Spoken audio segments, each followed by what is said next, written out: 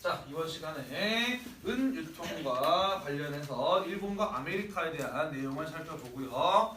이어서 다음 단원의 앞부분 조금 하고 수행평가 문제 알려드리도록 할게요. 자, 같이 한번 살펴보도록 합시다. 일본의 은생산과 유통이에요. 센고쿠 시대의 다이묘들은 은광을 적극적으로 개발하였습니다. 왜 그랬을까요? 왜 일본 센고쿠 시대의 다이묘들은 은광을 적극적으로 개발하였을까? 이유는? 자, 센고쿠 시대는 어떤 시대였나요? 전국시대, 그죠? 일본 지방의 각지의 다이묘들이 일본 내의 패권을 차지하기 위해서 자기들끼리 치열하게 전쟁을 하던 시대가 센고쿠 시대였어요, 그죠? 다른 다이묘랑 싸워서 이기기 위해서는 뭐가 필요해요? 강력한 군대가 필요합니다, 그죠? 그 강력한 군대를 만들고 유지하기 위해서는 뭐가 필요해? 돈이 필요하죠, 그죠? 그래서 은광을 적극적으로 개발하였던 것입니다. 자, 센고쿠 시대를 통일했던 다이묘가 누구였어요? 도요토미 히데요시였죠, 그죠? 도요토미 히데요시의 가장 큰 수입도 역시 은광에서 나온 것이었다라고 이야기를 해요. 따라서 이 은광에서 나오는 수입이 그가 센고쿠 시대를 통일할 수 있었던 또 하나의 원동력이 되었던 것이죠. 자, 거기 빈칸에 들어갈 말이에요. 일본을 대표하는 은광 이름 하나 정도는 기억해 두도록 합시다. 이름이 이와미 은광이에요. 이와미 은광. 자, 이 이와미 은광에서는요 엄청나게 많은 양의 은이 생산이 되었어. 그리고 여기서 생산된 은은 중국, 유럽, 세계 각 지역으로 널리 퍼져 나가면서 당시 은 경제에 있어서 굉장히 중요한 축을 담당하였다라고 해요. 그래서 오늘날에는 더 이상 광산에서 은이 생산이 되지는 않지만 그 역사적 가치가 매우 중요했기 때문에 오늘날은 세계 유네스코 문화유산으로 지정되어 있고요. 관광객에게 개방이 되어 있기도 합니다. 이와미 은광이에요. 자, 그래서 일본에서는 왜 그렇게 은이 많이 생산되었느냐? 은광을 적극적으로 개발했기 때문이다라는 거예요. 자, 거기에다가 플러스 알파 일본의 은 생산량을 급격하게 늘려준 기술이 도입이 됩니다. 그것은 바로 무엇이냐? 밑주십시다. 조선에서 도입된 은정년법이라고 하는 것이에요.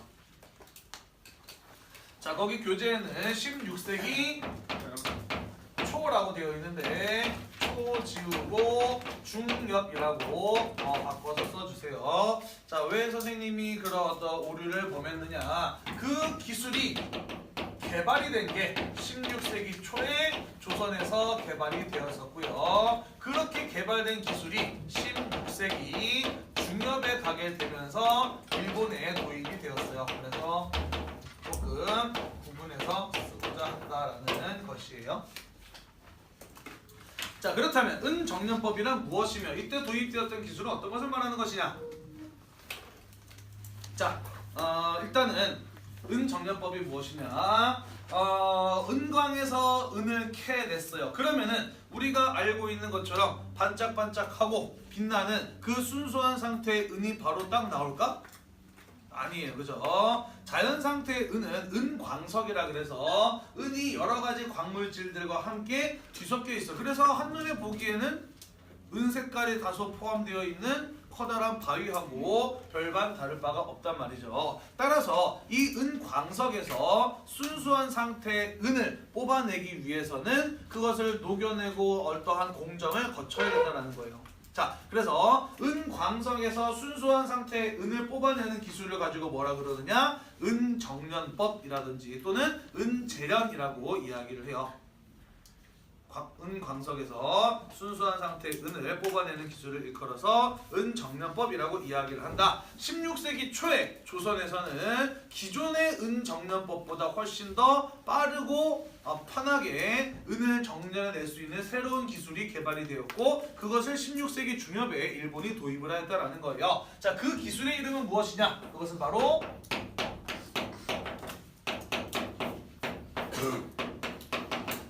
연은 분리법 또는 다른 말로는 회취법이라고도 이야기를 해요. 연은 분리법 또는 회취법이라고 이야기를 합니다. 자, 요거는 어떻게 하는 기술이냐? 자, 광석 같은 것들을 녹여서 금속을 추출해내는 커다란 항아리, 이런 거 뭐라 그러지? 광석을 녹여서 금속을 추출해내는 커다란 항아리. 우리 광고 같은 데 보면 포항제철 같은 데서 막 이렇게 뭔가 커다란 항아리가 쏟아지면서 막 시뻘건 샘물이 막 흘러나오잖아. 뭐라 그러지? 맞아요. 용광로라 그러지, 그지? 자, 이게 용광로예요. 연은 분리법은, 회치법은 어떻게 하는 거냐면은 용광로의 표면에다가 요렇게 깨진 도자기의 조각들을 붙입니다.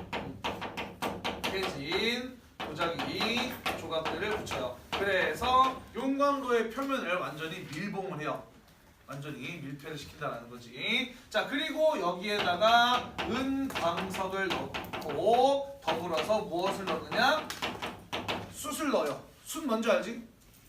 우리 삼겹살, 숯불 삼겹살 곱창 먹을 때 많이 쓰는 거 그죠? 숯을 같이 넣습니다. 자, 그래서 이 상태에서 불을 지펴서 가열을 하는 거예요. 그러면은 은광석이 녹으면서 그 안에 있는 은이 안에 여러 가지 다른 광물질들이 이 숯이 가지고 있는 탄소 성분하고 결합을 해서 걸러 나온대.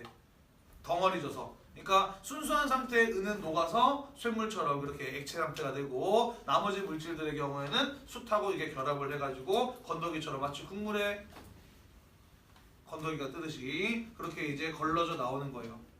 그래서 쉽게 불순물들을 제거할 수 있었던 기술을 가지고 연은 분리법이라고 이야기를 해요. 이름이 왜 연은 분리법이냐면은 납성분하고 은을 분리하는 기술이라 그래서 연은 분리법이라고도 이야기를 하고요. 회취법은 이게 한자로 숯회자야. 그래서 숯을 사용해서 은을 취하는 방법이라 그래서 이것을 또 다른 말로는 회취법이라고도 이야기를 하는 것이에요. 자, 이것은 기존의 동아시아에서 사용하고 있었던 은 정련법보다 훨씬 더 빠르고 효율적으로 은을 정련해내는 대단히 뛰어난 기술이었다라고 이야기를 해요. 거기 네모 박스 안에 내용 같이 한번 봅시다. 자, 1503년 함경도 단천 은광이죠. 그래서 김감불, 김검동이 개발한 최첨단 재련 기술이래요.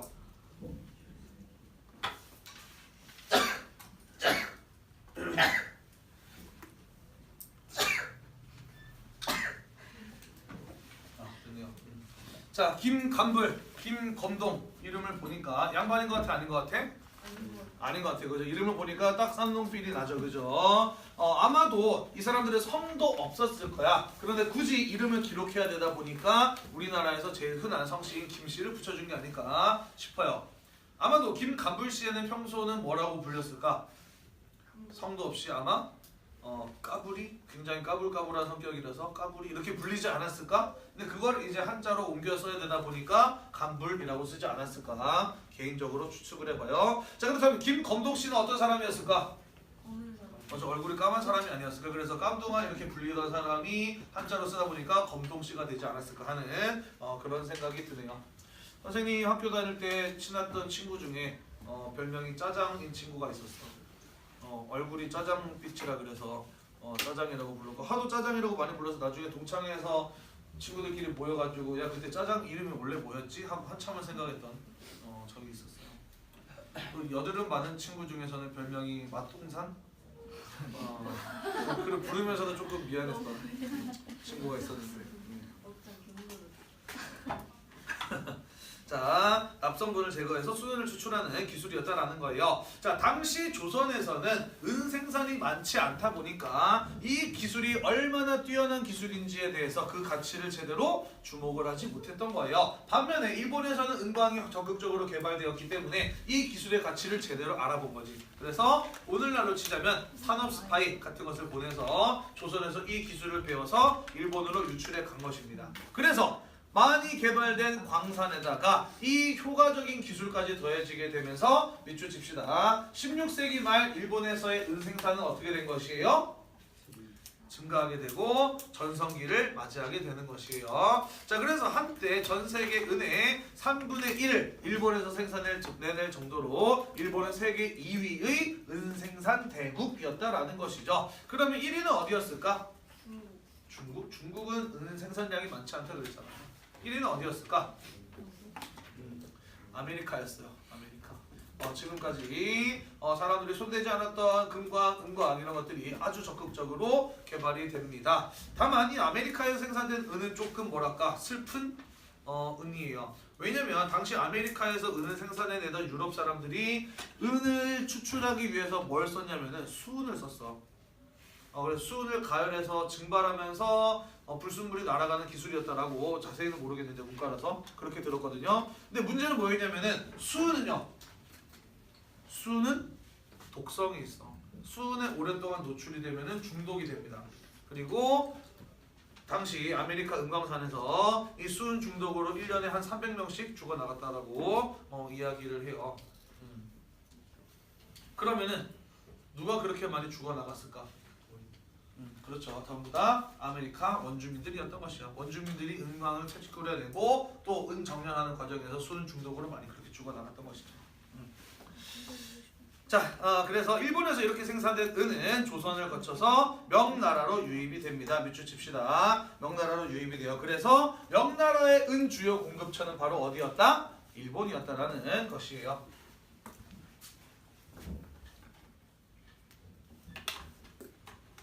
자, 아메리카의 은생산과 은유통 보도록 할게요. 신항로 개척 이후에 16세기 중엽부터 은생산이 증가하게 되고요. 이런 어떤 아메리카의 은생산 증가는 밑줄 칩시다. 유럽인들의 아시아 상품에 대한 구매욕을 자극하게 되어 지금까지 너무 비싸서 못 샀던 아시아 상품들 아메리카 대륙에서 막대한 금과 은이 들어오게 되면서 아시아 상품을 좀 더 적극적으로 구매하고자 하는 의욕을 갖게 되었다라는 것이죠. 그러면서 은이 국제통화로 가장 중요한 결제수단이 되었다라는 것이고요. 이러한 아메리카의 은들은 에스파냐 상인들의 갈레온 무역이라든지 포르투갈 상인들의 무역이라든지 네덜란드의 동인도 회사 등을 통해서 동아시아로 유입되었다라는 것이에요. 자, 그래서 우리는 이번 단원에서 신항로 개척과 은 유통이라는 주제에 대해서 같이 한번 살펴보았습니다. 자, 넘어가기 전에 우리가 이제 다음 주 월요일 날 볼 수행평가 문제를 써 드릴게요. 11월 12일 월요일 날 본다 그랬어요. 그죠?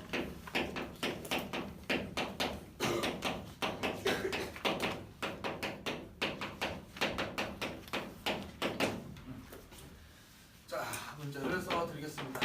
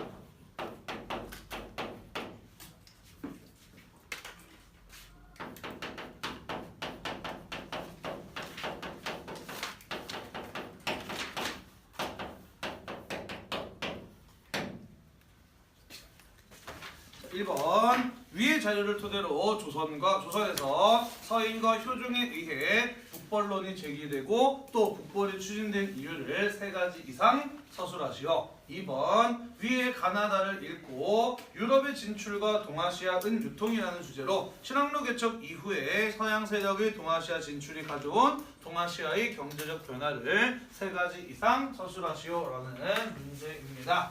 자 1학기 때 해봐서 알죠, 그죠? 전부 다 오픈북이고요. 미리 집에서 써와서 시험 볼 때 바로 옮겨 적으셔도 상관이 없고요. 다른 친구하고 수행평가 보기 전에 자기 답안이랑 친구 답안이랑 비교해보고 자기의 부족한 점을 미리 보충을 해서 답안을 작성하셔도 전혀 관계가 없겠습니다. 선생님은 여러분들의 수행평가의 부담을 줄여주고 싶은 사람이에요. 어차피 달달달 외워가지고 시험 보자마자 바로 까먹는 따위의 수행평가 뭐로?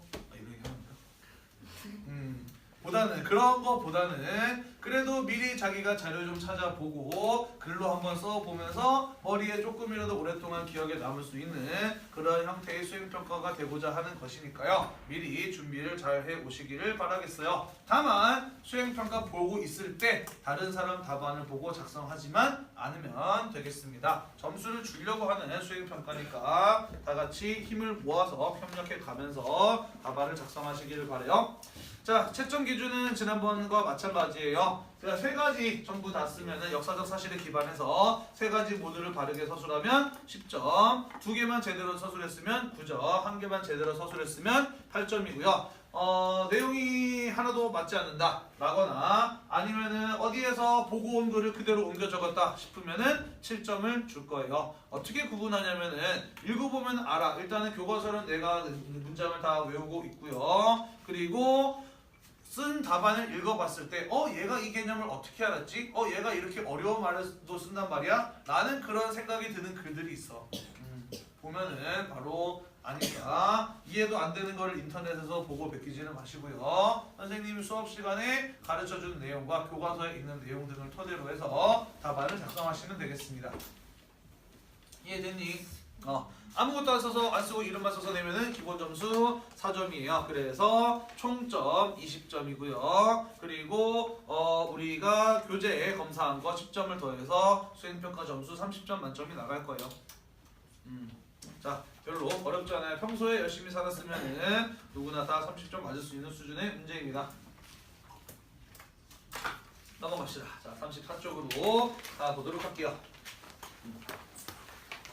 자, 14번 16, 19세기의 사회 변동이라고 나와 있습니다. 그죠? 자, 우리는 지금 어떤 부분을 배우고 있는 것이냐면요. 임진전쟁과 병자전쟁을 거치고 난 이후의 동아시아에 대해서 배우고 있습니다. 중간고사 보기 직전까지는 2개의 전쟁을 거치면서 동아시아의 국제 질서가 어떻게 바뀌게 되었는가를 살펴보았어요. 그리고 우리는 이번 시간에 이번 시간까지 그 이후에 신학로 개척 때문에 동아시아의 무역과 경제가 어떠한 변화를 겪었는가에 대해서 이야기를 했었습니다. 그리고 이번 시간부터 그 시기에 있었던 동아시아 각국의 사회적 변화를 살펴볼 것이고요. 그 다음 단원에서 그 시기에 있었던 동아시아의 문화적 발전에 대해서 이야기를 할 겁니다. 그리고 그 다음 단원으로 가게 되면 이제 새로운 시대 아편전쟁을부터 시작으로 하는 동아시아의 근현대사에 대해서 이야기를 할 거예요. 대략 지금 선생님은 기말고사 목표로 한 43쪽 정도를 생각을 하고 있어요. 43쪽까지 정도를 생각을 하고 있는데 좀 많지 그지? 일단은 11월 말 12월 초까지 좀 수업해 보고요. 안 되겠다 싶으면은 좀 줄일 수도 있어요. 일단은 그래도 아편전쟁을 시작으로 하는 근현대사의 앞부분 정도는 우리가 좀 배워야 되지 않을까 싶은 그런 생각을 가지고 있습니다. 자, 그러면 34쪽 청대의 사회부터 같이 한번 살펴보도록 하겠습니다.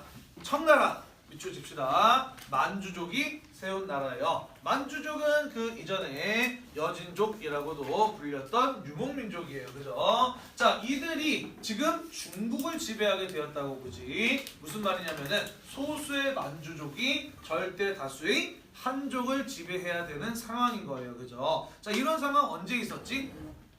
언제도 있지 않았어? 원나라 때도 있었죠. 그죠? 소수의 몽골족이 한족을 지배해야 됐었지. 그지? 또 그보다 한참 더 위로 거슬러 올라간다면? 그쵸. 5호 16국 시대 유진 남봉조 시대 때 5호가 내려와서 화북의 한족들을 지배해야 되는 상황들도 있었죠. 그죠? 자, 그런 내용들을 떠올리면서 같이 비교하면서 살펴보면은 오늘 배우는 내용이 좀 더 이해가 잘 될 것이라고 생각을 해요.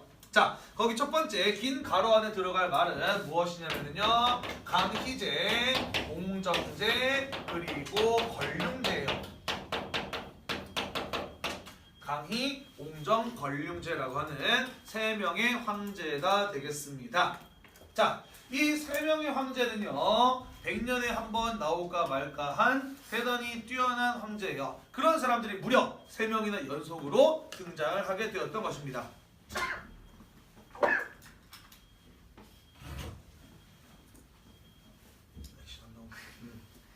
자, 그래서 17세기 중반에서부터 18세기 중반까지 3대에 걸친 전성기가 나타나게 되는 것이고요. 교과서에서는 이 시기를 뭐라고 표현하고 있냐면 장기적인 번영과 평화의 시기였다라고 이야기를 합니다.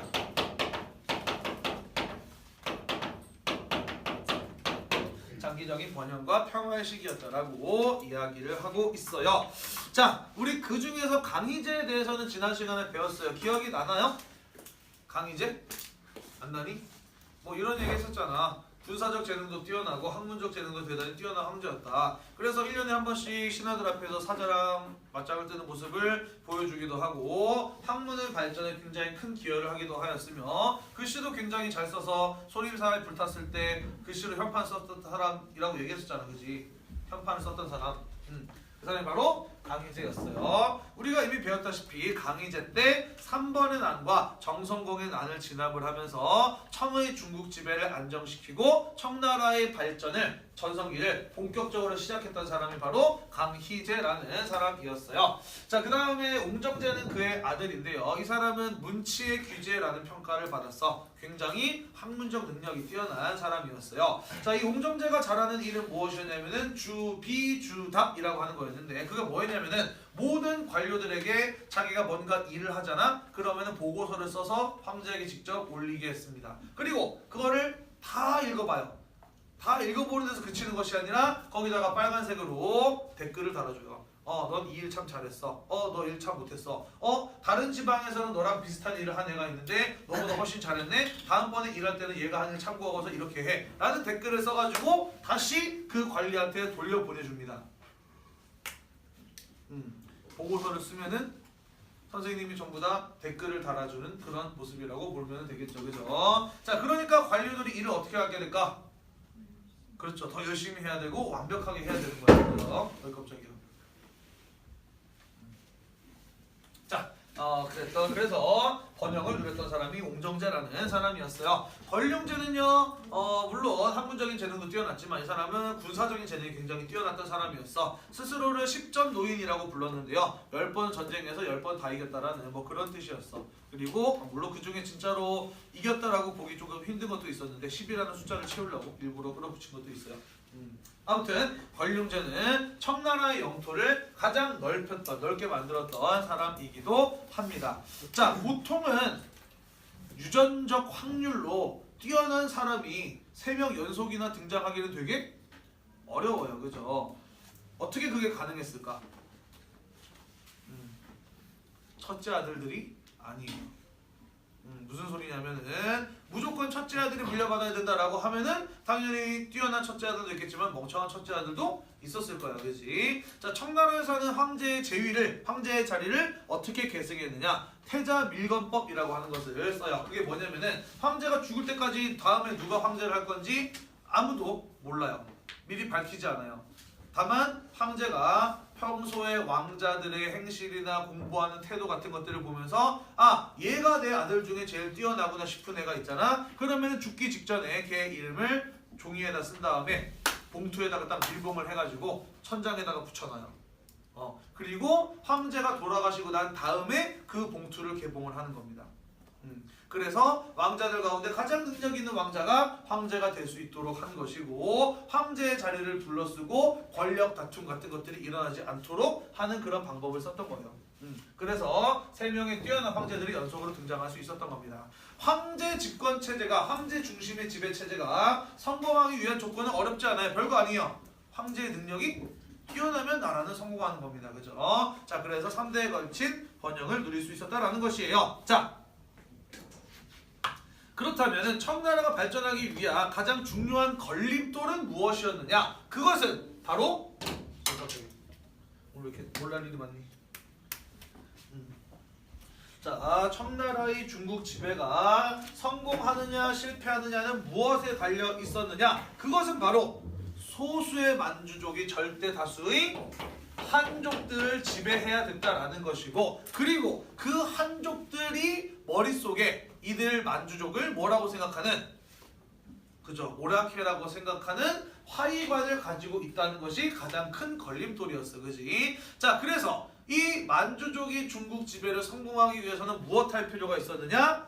한족들로 하여금 청의 지배를 받아들이게 하는 한편 그들의 머릿속에 들어있는 화의관을 없애거나 억압할 필요가 있었다라는 것이죠. 자, 그 한족들 중에서도 특히 누구였느냐? 빈칸에 들어간 말이에요. 바로 한족 신사들이었어요. 자, 왜 하필 한족 신사들이었느냐? 자, 이 사람들은 과거를 통해서 국가로부터 특권을 부여받은 사람이었어요. 그죠? 과거 시험에서는 성리학을 공부했잖아요. 그지? 성리학에서는 중화사상과 화의관을 강조한다 그랬어. 그지? 그래서 이 사람들은 한족들 가운데서도 가장 강력한 화의 사상을 가지고 있는 사람들이었다라는 거예요. 게다가 이 사람들 과거 시험을 볼 수 있었던 까닭이 무엇이냐? 경제적으로 여유가 있는 지주층이었기 때문이에요. 그지? 자, 그래서 이 사람들은 실제로 반청 운동을 주도할 수 있는 경제력도 가지고 있으며 지방사회에서의 영향력도 가지고 있는 사람이란 말이야. 따라서 이 한족 신사들을 어떻게 하면 청의 지배에 협조시킬 수 있느냐가 바로 청나라의 중국 지배가 성공하느냐 실패하느냐가 나뉘어지는 갈림길이 되는 일이었다라는 것이죠. 이해되나요? 자, 그래서 이 한족 신사들을 길들이기 위해서 어떻게 했느냐? 사람이나 짐승이나 길들이는 방법은 어렵지 않아요. 내가 하라는 대로 잘하면 당근을 주고, 내가 하라는 대로 안 하면 채찍으로 때리면 됩니다. 그죠? 그래서 달래고 때리는 회유와 강경의 방법을 동시에 사용하였다. 함께 사용하였다. 그게 바로 밑줄 칩시다. 회유책과 강경책의 병용이에요. 그것을 통해서 중국의 지배를 안정시켰다라는 것이죠. 자, 그러면 이들 한족 신사들을 어떻게 달래고 그리고 어떻게 때렸는지 같이 한번 살펴보도록 합시다. 여기까지만 좀 볼게요. 자, 얼마 안 남았어요. 집중합시다. 회유책이에요. 밑줄 칩시다.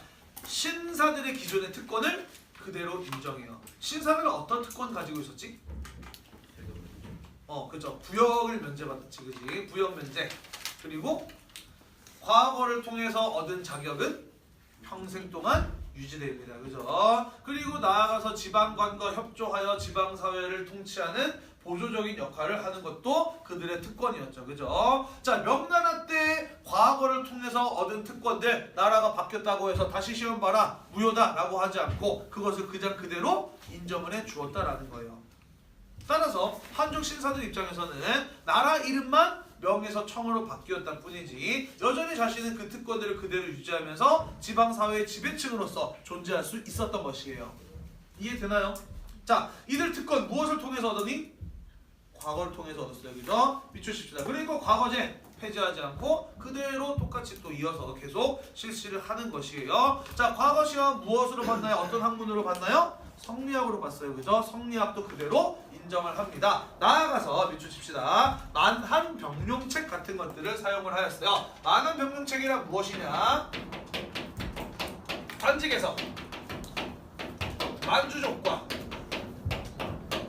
한족을 동등한 비율로 선발하는 것을 가지고 만한병룡책이라고 이야기를 해요. 관직에서 만주족과 한족을 동등한 비율로 선발하는 정책, 그것을 가지고 만한병룡책이라고 이야기를 합니다. 물론 이것도 약간의 차별은 있어요. 네.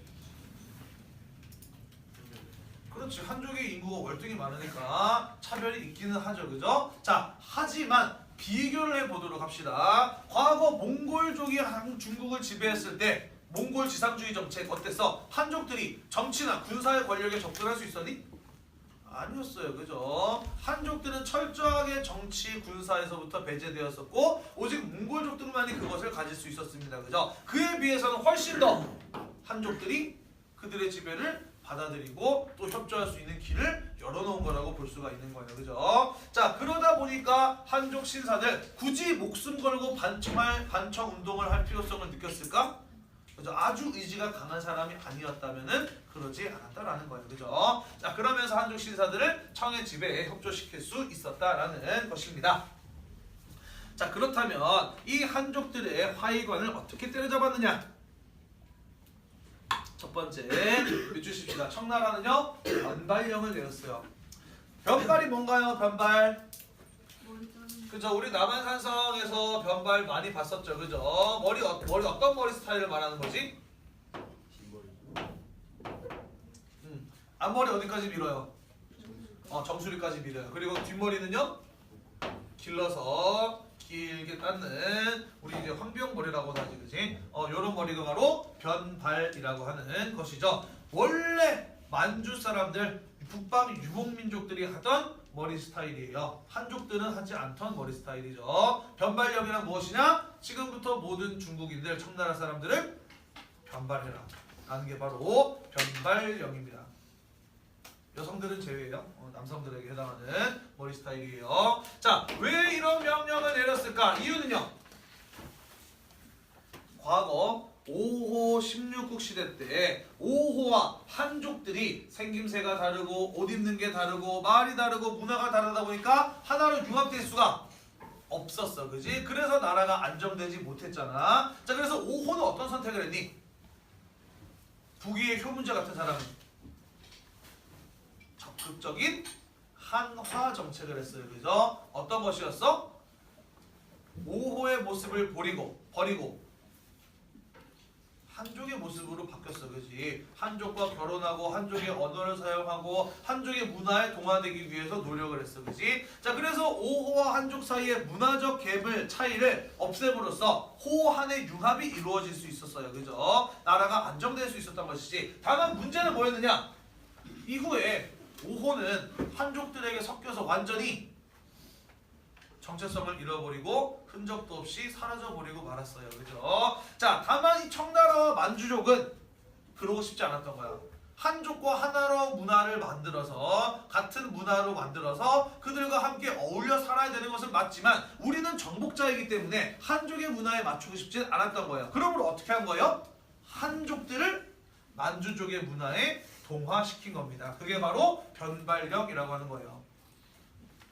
변발하고 싶은 사람. 제가 한번 변발 한번 시원하게 해보겠습니다. 아무도 없을 거예요. 그죠? 자, 그러면은 변발할래? 죽을래? 죽을래? 그래도 나만 변발하는 게 아니고 다 같이 하는 거라고 한다면은 좀 덜 부끄러울 수도 있어요. 그죠? 죽느니 그래도 변발을 하겠지. 그지? 그래서 모두 다 같이 변발을 하게 되었습니다. 또 비슷한 거 있어요. 우리 이제 차이나 드레스라고 하면은 뭐 많이 떠올리니? 치파오 있잖아. 그지? 치파오의 목 부분 어떻게 생겼지? 그렇죠. 여기 올라가 있고 요렇게 생겼잖아. 그지? 우리는 이게 이제 원래 중국 사람들 전통 의상인 줄 알고 있잖아요. 그죠? 아니에요. 요거 만주족들이 입던 옷이야. 그러니까 청나라 때부터 입기 시작한 옷이라는 거지. 그 이전에 한족들은요. 우리 한복이랑 비슷한 이렇게 생긴 옷들 입고 있었어. 근데 청의 지배가 시작이 되면서 의복이 이런 식으로 바뀌게 된 거죠. 자, 그래서 한족들과 모습을 같게 만들고자 하였다라는 것입니다. 두 번째, 이것도 좀 중요한데요. 비추칩시다. 문자의 옥이라고 하는 사건을 통해서 화이사상, 중화와 오랑캐로 구분하려는 사상을 엄격하게 금지하였다라는 것이에요. 자, 여기서 말하는 문자의 옥이란 무엇을 말하는 것이냐? 문자의 옥이란 천과 만주족을 오랑캐로 비하하는 문장이나 문자를 찾아요. 그래서 그런 내용이 적혀있는 문서는 어떻게 할까요? 문서는 불태우죠. 폐기하고 그 내용을 작성한 사람은 어떻게 할까요? 죽여요. 관련자를 처벌하는 것을 가지고 문자의 옥이라고 이야기를 합니다. 자, 대표적인 문자의 옥의 사례를 이야기해 본다면요, 이런 거예요. 문서에서 명나라의 연호를 사용하는 사례. 자, 연호란 새롭게 황제가 즉위하면서부터 정하는 연도의 이름이라고 배웠어요. 기억나나요? 자, 청나라가 세워졌는데 여전히 명해연호를 쓰고 있다. 이건 뭘 의미하는 거야? 청의 황제를 인정하지 않겠다라는 거죠. 그죠? 당연히 이런 거 처벌받아야죠. 그죠? 자, 그 다음에 뭐 이런 사건도 있었어. 과거 시험에서 요런 글자가 과거 시험에 출제된 적이 있었어요. 이게 뭐였더라? 지금 갑자기 생각이 안 나네. 자, 그런데 요 글자하고 비슷하게 생긴 요런 글자가 있어요. 요 글자가 뭐냐면은 옹정제 할 때 옹자야. 옹정제 할 때 옹자야. 자, 근데 과거 시험에 출제된 글자를 보니까 옹정제의 옹자에 머리 부분만 없애면은 요거랑 똑같은 글자가 돼요. 그죠? 옹정제가 이 과거 시험을 출제한 관리를 불러서 이렇게 물어봅니다. 너 지금 어떻게 하면 나의 목을 자를 수 있는가를 과거 문제로 출제한 거야? 라고 이야기를 하면서 출제자를 처벌합니다. 죽여요. 이것도 문자의 옥에 해당합니다. 좀 어처구니가 없을 수도 있는데 이렇게 보시면 돼요. 문자의 옥은 두 가지로 사용이 된 거예요. 화의사상을 금지하기 위한 수단으로, 또 하나는 황제가 마음에 안 드는 애들 처벌하면서 자신의 권력을 확립하고자 할 때 문자의 옥을 사용하기도 했었다라는 것이죠. 자, 그래서 철저하게 이런 어떤 화의사상을 엄격하게 금지하는 그런 모습들을 통해서 중국의 지배를 안정시키고자 하였다라는 것이죠. 마지막으로 옹정제가 쓴, 밑주십시다, 대의 강미록에 대해서 설명을 할게요. 자, 요거는 굳이 안 써도 돼요. 그냥 간단하게 설명을 위해서 칠판에서 쓰겠습니다. 자, 한족 학자 중에서 여류량이라고 하는 사람이 있었는데 이 사람은 굉장히 강력한 화의 사상을 가지고 있는 사람이었어. 이 사상으로부터 영향을 받은 한족 학자 중정이라는 사람이 있었고요. 이 사람이 반청 운동을 계획을 하다가 사전에 발각이 돼요. 그래서 처형당하게 되었습니다. 자, 이때가 이제 옹정제 시절인데요. 자, 이 옹정제 모든 관리들에게 보고서를 받았다 그랬어. 그지? 보고서 올라온 거 읽어보니까 중정이라고 하는 한족 학자가 반청운동을 꾀하다가 체포되었습니다. 조만간 사형시킬 예정입니다. 라는 보고서를 받았어요. 옹정제 그 보고서를 읽고서는 죽이지 마, 내 앞으로 데려와 라고 이렇게 이야기를 합니다. 자, 중정이 옹정제 앞으로 끌려왔어요. 옹정제가 물어봅니다. 너 왜 반청운동 하려고 그랬냐? 물어보니까 중정이 뭐라고 대답했느냐?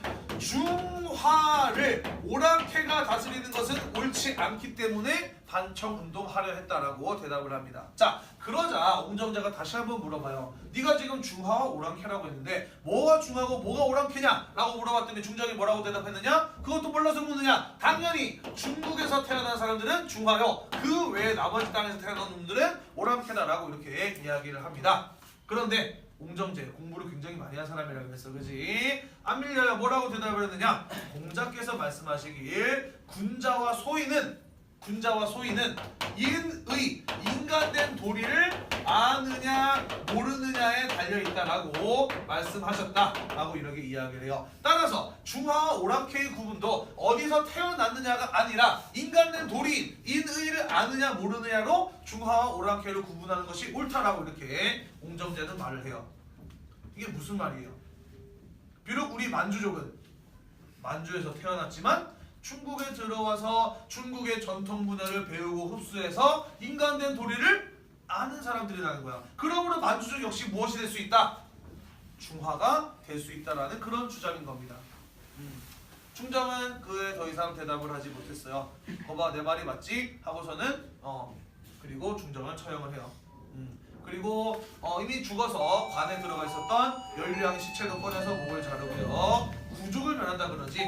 중정의 가족, 친구, 제자 다 그러다가 처형한 사건이 있었어요. 자, 여기서 중정과 옹정제가 주고받은 그 대화를 기록한 책이 바로 대의 감미록이야. 무슨 뜻이냐면은 큰 뜻을 뒤늦게 깨달았다라는 그런 책 제목이고요. 옹정제는 이 책을 대량으로 인쇄해서 전국으로 뿌립니다.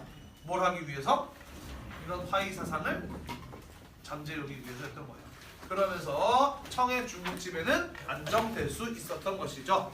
수고하셨고요. 다음 시간에 수행평가 준비 잘 하시길 바라요.